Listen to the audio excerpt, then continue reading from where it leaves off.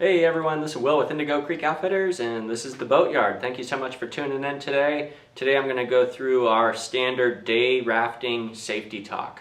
And so for those of you that are actually at our rafting center right now, thank you so much for joining us. We're going to have a great time out on the water. I had to go through a little bit of a safety talk before we head out. The safety talk's not meant to scare you at all. It's kind of like learning how to change the tire of your car, whereas when you go driving, you don't expect to get a flat, but when you do, it's really nice to know what to do about it. And so our safety talk is kind of just the flat tires of whitewater rafting. We don't expect most of these things to happen today, but they totally could, and so that's why we talk about them.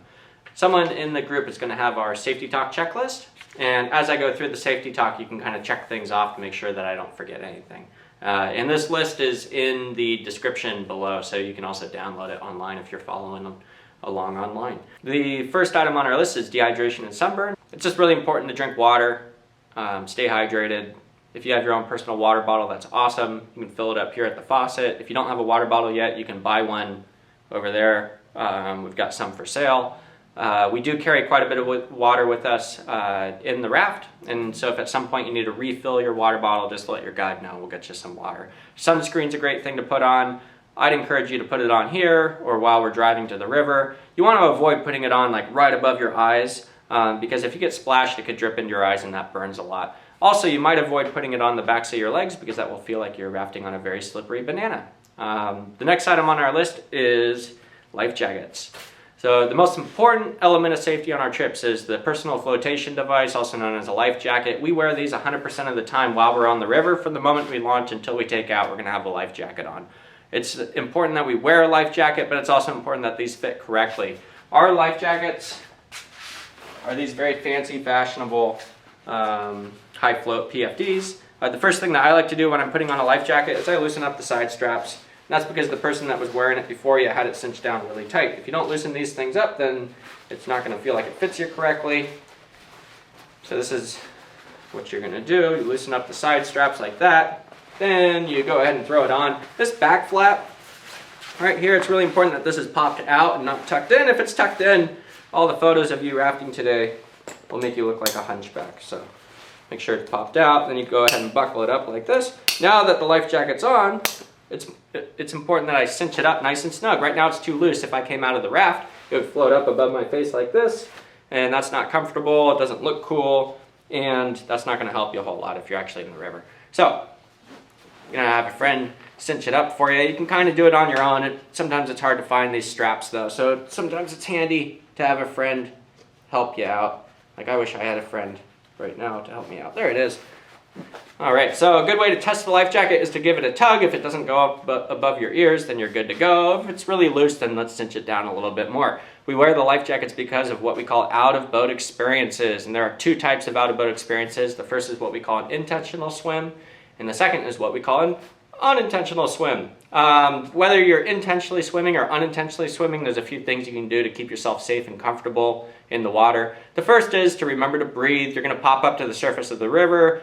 If it's a nice calm spot, you can kind of just breathe like normal. That's going to help calm you down. If you're actually in some whitewater, you might have to time your breaths as you're going through waves. So you don't want to be breathing as a wave is hitting you in the face.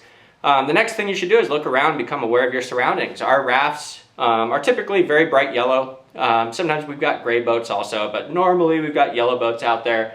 If you pop up to the surface of the river and there's water in your eyes and you see like a blurry yellow blob off to the side, chances are that's our raft. All of our rafts have what we call perimeter lines on them, and so you can totally reach over, grab a hold of that perimeter line. If you're a little ways away from the raft, it's perfectly acceptable to participate in your rescue and start swimming towards the raft until you can grab a hold of that perimeter line.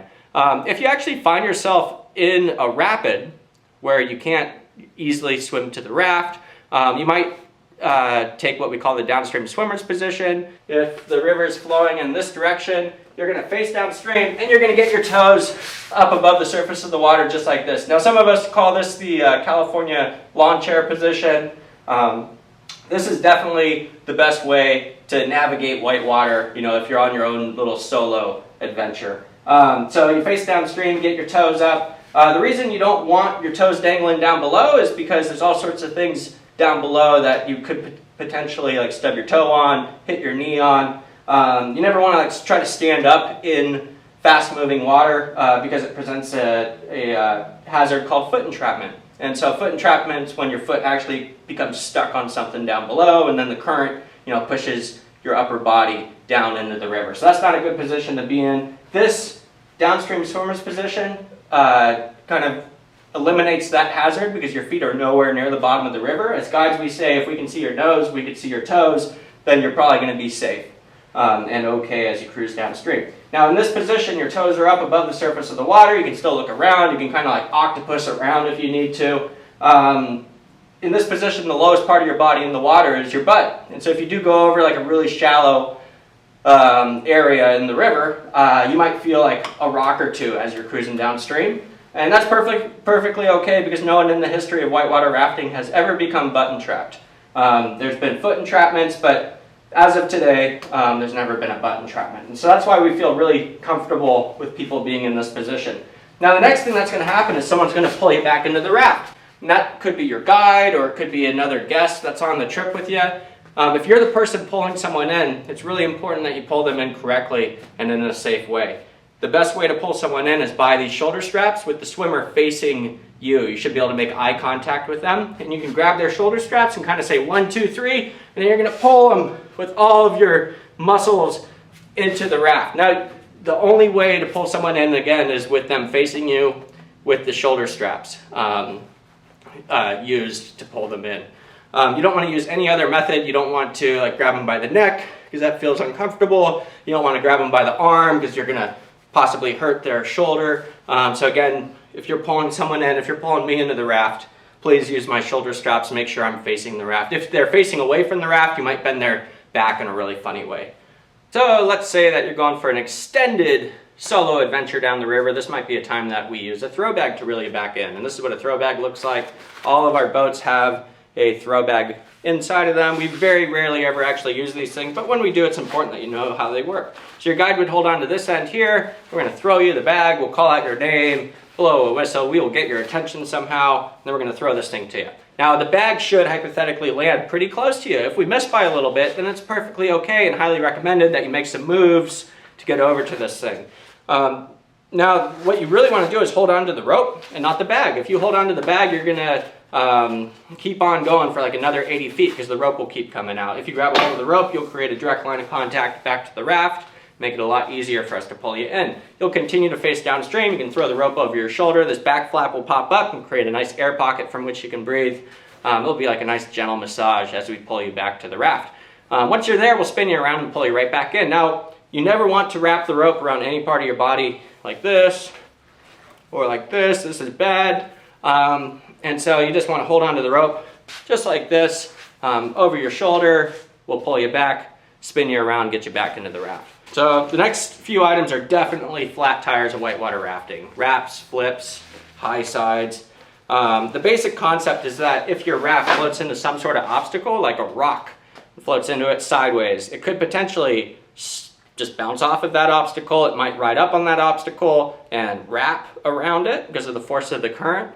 It could ride up on the obstacle and potentially flip. And so what we try to do to avoid those scenarios, the wrap or the flip, is high side. And the basic concept is that we take all the weight that's in the boat, which is going to be us, the people, and we move it toward the downstream tube. Typically that's toward the obstacle that we're trying to just avoid or bounce off of. And so if you hear your guide say high side left or high side right, that means that we need to actively and quickly move in that direction to get our weight, redistribute our weight in the raft so that we just bounce off of that obstacle. Now if we fail, if we're not able to keep the boat from riding up on the obstacle, then it could potentially wrap, which is pretty rare, but is always a possibility, or it could potentially flip. Now if the boat flips, it's not the end of the world. It just means that we're all, kind of in this together. We're all swimming downstream together, one happy family.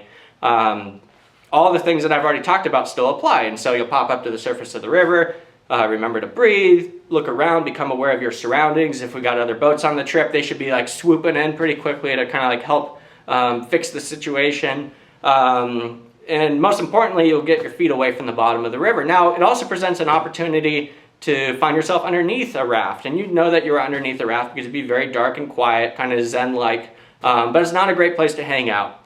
You should be able to breathe just fine. If the boat's upside down, there's actually these big chambers that you'll kind of like pop up into, and so you should be able to breathe just fine. But if something like that were to occur, as guides, what we do is we start counting people and pulling people in, and if you're just hanging out underneath the raft, you're going to start making us kind of worried. So what we'd like you to do is put your hands in the air, feel that boat, and then walk out using your hands until you pop out into the daylight. The next thing I'm going to talk about are hand signals. We only use hand signals if we cannot verbally communicate with you. So an example of that would be if we took a swim, you ended up on river right, I ended up on river left, and I wanted to know if you were okay. I would get your attention and I would go like this, and this means, are you okay? And a good response, if you are doing totally fine, is to do this right back. Okay, so this means, are you okay? And if you do this back, that means, yes, I'm good. Now, if you're not doing okay, if you need attention, right away, there's various ways that you can express that. You could do thumbs down, you could do an X, you can burst into tears, then I'll know that something's up and we should check in on you right away. Another important hand signal on the river is simply pointing. On the river, we only point positive.